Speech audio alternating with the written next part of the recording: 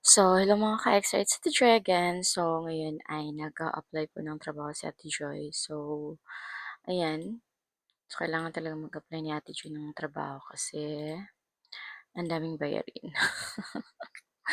So, yun mga ka-extra, hindi pa natapos yung bahay natin. Natapos, eto na naman. Nawala na naman tayo ng mga ng contract. So, yan. Part talaga yan ng trabaho ng tawag nito, no? Isang virtual assistant. So, it takes 3 years, five years para magkaroon talaga ng actually yung mga clients ko, yung first client ko ay we took 1 year. Second, yung pangalawang clients ko naman, nag-took din kami ng 1 year. So, yung mga ka-extra, talagang kailangan mo lang talaga na i-nurture yung relationship mo with the client. So, yan, hindi naman talaga kaya aabot ng 1 year kung hindi nakita ng value. Nag-ano lang talaga kami, nag-end lang kami ng contract with my client, my last client is because her business, parang wala na silang fund for marketing kasi yun nga, mas nakafocus sila sa mga staff doon physically. Okay, so yun mga ka-extra, kailangan talaga na ngayon I've been sending emails with prospect clients, um, making some applications, nag-apply din sa online jobs page, yun. So, ayoko kayong i-sugarcoat na madaling maghanap ng client sa online. Di po. Di po talaga siya madali. Lalong-lalo na sa akin na kahit meron akong 3 years experience sa social media management. I have 5 years experience on social media management in my own personal YouTube channel. At the same time, I have 3 years na experience working as a virtual assistant, social media manager on different clients. So, yun mga ka-extra nun na di talaga madali maghanap ng clients. Clients that takes 3 years, 4 years. So, swerte. Siguro, through, then it based on the performance then yung mga ka-extra.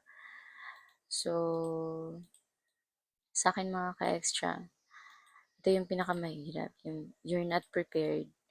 Tapos, meron kang mga bills to pay na kailangan mong bayaran, mga, mga loans na nakuha mo. So, yun. So, may financial advice din, no? Sa nagsisimula pa lang maging VA, tapos nagkaroon agad kayo ng mga 6 digits or 2 or 5 digits income, like tumungtong na ng 45,000 or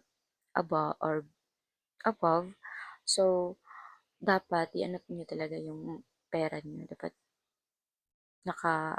naka-budget management. Wag po kayo mag-loan kasi di nyo alam in the next month wala na kayong client or something happens, no?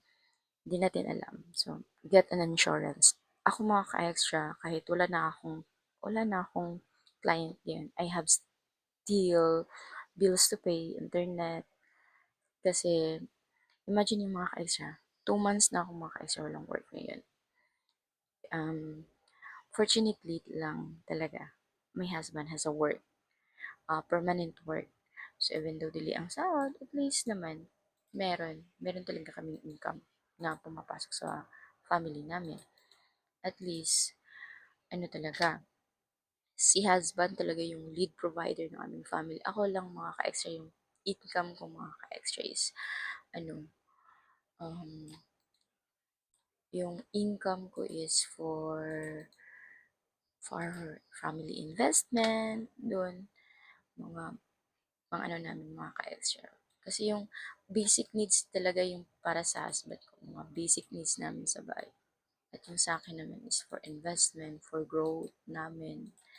Yun, yun yung pinupunta ng pera namin. Just like we have dreams like building a house. So yun, mostly my salary, my husband's salary, kung merong sobra sa kanyang salary, is mapupunta talaga sa dream namin, sa pangarap namin na bahay. At ngayon, noon, nagsisimula pa lang ako is, nakikita niyo yung mga vlog ko, yung bahay namin is, yung wall namin is, butas-butas pa.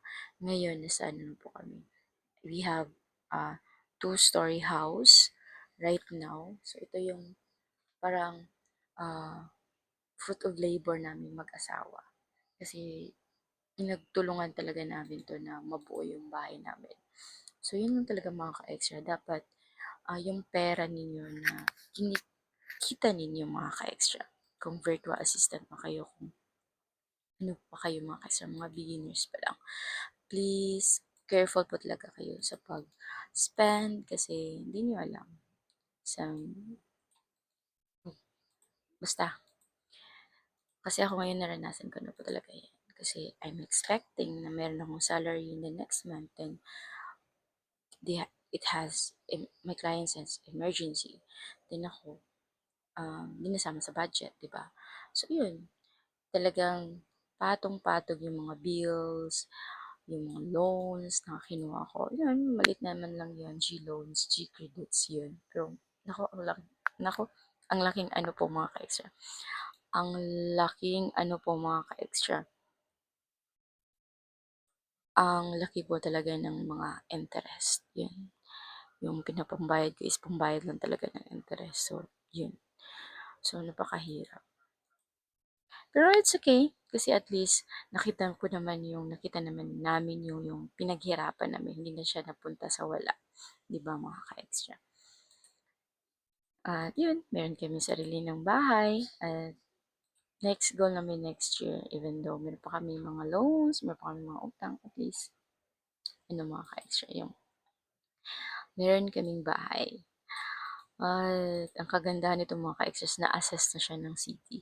So, nakita namin yun, no, yung assessment niya is 400,000 plus yung assessment niya mga ka-extra. So, grabe, pero kabog talaga yung puso namin na nakikita yung assessment value ng aming house. At alam namin na di talaga yun yung ano niya, yung tawag ito, yung exact amount niya. Alam namin na sobra pa doon yung ginastos namin. But, grabe mga ka-extra. Yung, ano po, yung, yung ano lang talaga, focus lang po talaga kayo sa goals niyo. Always back to the roots that why you work on being a VA. Kasi, inuna natin yung pride, inuna po natin yung to boast our pride. No, hindi po. Talagang, po, yung perang pinaghihirapan ninyo ay parang hangin lang na, lang, parang hangin na, parang nafe-feel mo, pero hindi mo naman hindi mo naman nahahawakan. So, yun mga ka-extra. So, ganon. Yung pera sa VA, talagang malaki yung kita sa VA mga ka-extra. But, always careful with your earnings talaga. Dapat nakaano po talaga siya. Naka-budget, naka-set aside, naka-set aside siya. Wait lang. Only, so, dapat talaga yung pera na pinaghirapan nyo. Naka-budget, financial management, be smart to,